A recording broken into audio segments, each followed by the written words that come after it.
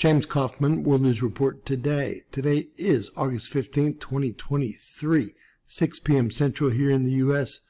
God bless you and yours no matter where you are in the world. Please subscribe, give us a thumbs up, ring that bell for critical future updates.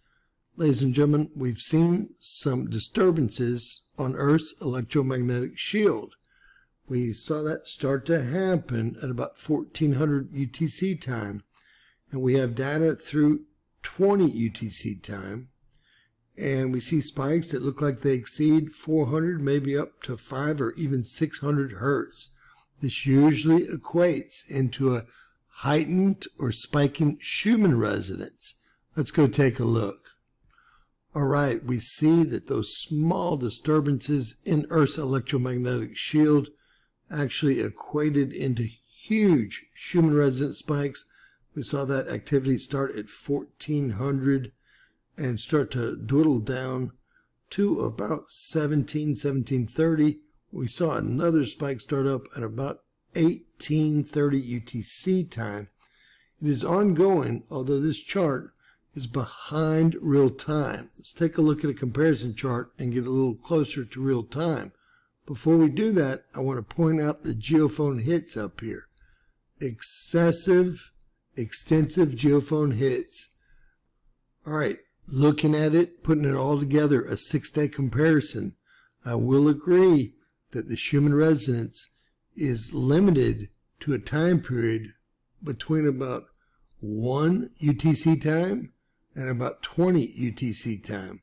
And it seems to be that way for the last 4 days, although some days have been more intensive than others. As we discussed today, we saw around 1400 UTC time, or just before that. These Schumann resonance spikes go off these charts. These charts end at 50 hertz.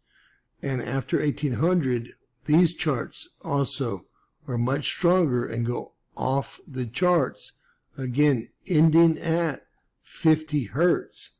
This goes into right about 2030 UTC time with very strong Schumann resonance spikes. Let's get some more information. All right, taking a look at the geophones. This makes, well, some sense. We can see that they ended right here at 20 UTC time. I thought that they would go further, about to 2030 UTC time. And we can see the first group or wave of Schumann resonance spiking, followed by the stronger second wave that looks like it only lasted about an hour and a half, although it was much stronger than the first. All right, now you're looking at the amplitudes. It's much easier to see what's going on here. We can see that the amplitudes started going off right at 1400 as discussed. We had a lull there from about 17 to about 1830. Then we had a much stronger spike from 1830 to about 2030. Looks like it's still coming down here. That was picked up by our geophones, our ULF sensors, our ELF sensors, and our second SR frequency sensors. Looking for an agitator. What caused these spikes? What caused these spikes is our magnetosphere in the cavity collapsing, but there has to be an agitator. Remember, the Schumann resonance was never measured over 37 hertz until 2017. Since then, we continued to break records. First 100 hertz, then 150 hertz. Now we've broken records over 200 hertz. Here we're looking at CERN, the Large Hadron Collider. It is broken and off, supposedly until the first half of September, per the notes here. Jumping over to space weather, very little has occurred today. If anything, this is not our agitator either. I'm guessing it's going to be the same old agitator being, that's right, lightning storms. Let's take a look. Headed over to windy.com. We don't see a lightning storm here. We do see one in northern Italy, but nowhere near the station. It's actually located right here. So we don't see any lightning storms. The agitator is still a question. We do see lightning that might have passed through there recently. So that could be what we're seeing, and this could be an event that's over at this time. the last 2 or 3 days in a row, lightning storms have been the agitators, and you can see this one that just moved through the exact area. All right, this is the answer that we're looking for here. This is our magnetometer. Why are we seeing the Schumann resonance spikes keep increasing? Because we're losing our magnetosphere, and the cavity of our magnetosphere is collapsing. Here we see the magnetometers go into the negative. They have been in and out of the negative since the solar weather we had earlier in the week. And this is the first indicator that the agitator, whatever it would be bouncing off a much lower atmosphere. Now the D region, when these agitators used to pass through the D region into the E or F region before bouncing back and reflecting on the geophones, per the reason that the spiking continues to go higher and higher.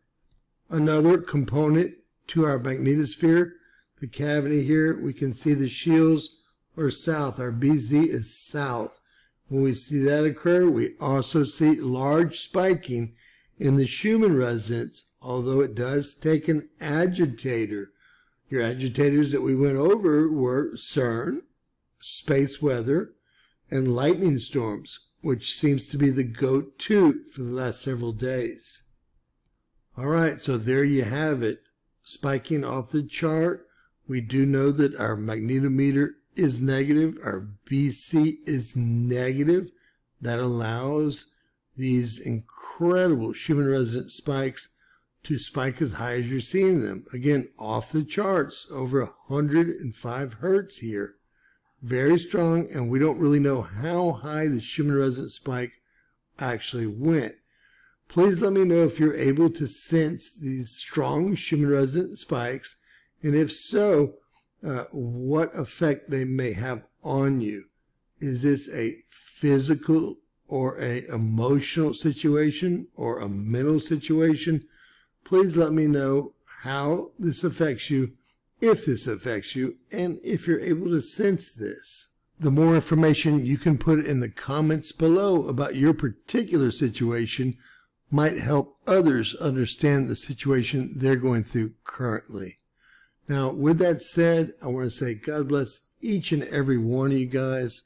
I want you to please share our videos, and I want you to always remember that anything is possible in Bizarro World.